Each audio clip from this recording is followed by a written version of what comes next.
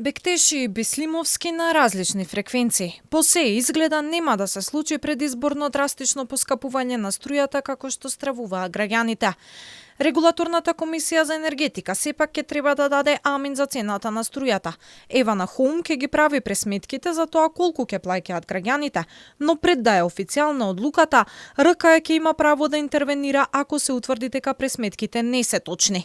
Министерот за економија тврди дека ова нема да придонесе за поголеми сметки, иако досега регулаторот голем дел од пријавените трошоци на енергетските компании не ги признаваше и не ги калкулираше во новата цена. Одредбите од Законот за енергетика ги прави Министерството за економија. Министерството за економија толкувањето го прави дека крајниот збор го има Регулаторната комисија за енергетика, ако треба и писмено тоа ќе го направиме кон Регулаторната комисија за енергетика, пошто надзор врз начинот како се реализира, како се имплементува Законот за енергетика прави Министерството за економија. Од Евана Хоум објаснуваа дека тие ќе ја пресметуваат цената исклучиво за малите потрошувачи и домаќинства по досегашните формули за пресметка.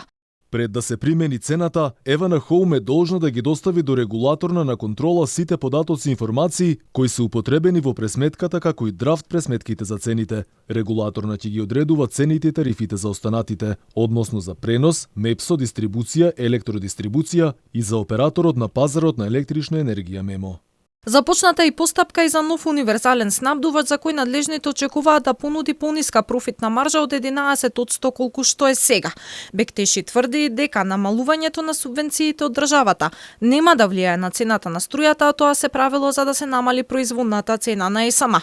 Се уште не е дефинирано дали ќе има проширување на блок 3 каде се потрошувачите кои трошат од 631 до 1050 киловат-часови по најавите од вице-премиерот Битики. Преку намалување на цената производствена што има ЕСМ, ќе се намалат и субвенциите кои ги имаме ние кон граѓаните. Пошто разликата за субвенционирање ќе биде помала од тоа што беше претhodно.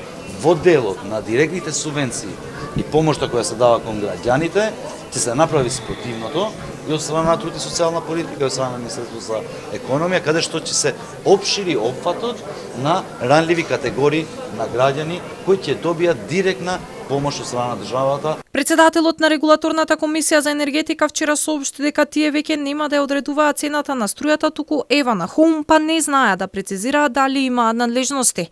Новиот начин на пресметка се правил според Законот за енергетика и согласно регулативите на Европската унија. Сепак каква цена на струјата ќе плаќаме по нова година најмногу ќе зависи од тоа колку ќе произведе ЕСМ и по која цена ќе се продава на Евана.